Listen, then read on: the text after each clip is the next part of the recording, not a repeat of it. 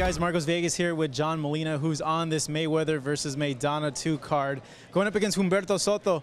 And a fight, when I first heard about it, I immediately thought, holy crap, this could be like fight of the night. This could steal the show.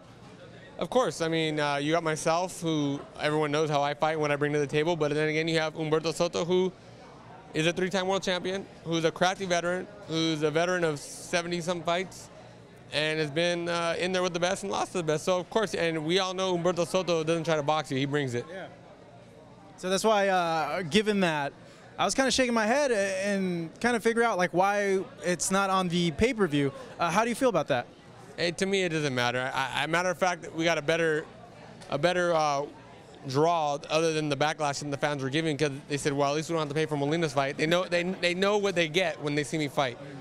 Whether I fight, like I said, Joe Blow down the street or Humberto Soto, it don't matter, because I'm going to bring the fight. And then people ask, well, is it added pressure to try to, one-up every time you fight? Absolutely not, because all I got to do is go out there and be me and be what I do, and that just turns out to being a great fight. You know, there's been a lot of changes for you in this camp. I know you left your old gym, your old trainer. You're working with Leo now. Talk to me about the decision to do all that. Joe Goosen is a hell of a trainer, a good friend of mine. It just came down to location. I mean, the reality of it is I was driving 100 miles a day to go train. And I finally got to a certain level where I'm comfortable, where I feel like I didn't have to make that track every day. Where with Leo and Jose Santa Cruz, it's not too far from my house. It makes it easier. I have a young family, being my wife and my daughter, and I don't like divvying up my day so much. So it wasn't a matter of, oh, well, I don't like Joe. No, it was a matter of location. And Joe is a great guy, and he's done great for me in the sport, and I'm very thankful for what he did. Promotional-wise, though, you are a free agent. Talk to me about that decision. Promotional-wise, I am a free agent, but I'm with Al Heyman. And enough said. Again, I know it sounds cliche. Hey, I'm with Al Heyman, but he's the man. He's an advocate. He cares about us fighters. And I can say nothing but good things about Al Heyman and Sam Watson. They've done great things for my career. Looking at this camp now, you have Leo in camp with you. How's that cohesiveness between you two, and what have you picked up from Leo and vice versa? I've known Leo since amateur days. We've known each other for a long time. I used to spar with his brothers when Armando was a top 10 contender as well, who was a great fighter in itself. And if you look at Leo's body stature, it's very similar to my body stature, just we're at different weight classes, very long and rangy. So there's things that they can implement in my game that'll work for me, that works for Leo. And Leo's having a great run.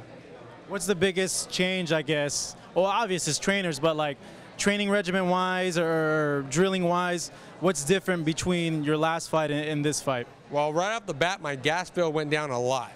So that's one very important necessity. My gas bill is very, it's only 15 minutes as opposed to an hour or an hour and a half drive.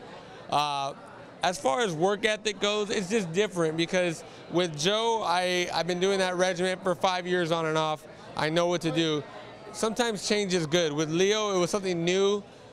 It was a different muscle. My muscle memory wasn't there, given the fact that I was so used to what I was doing somewhere else, as to where when I'm working over here, it's something different. So it almost makes it exciting again. Not that I never went away from being exciting, but it almost makes it exciting to learn new skills.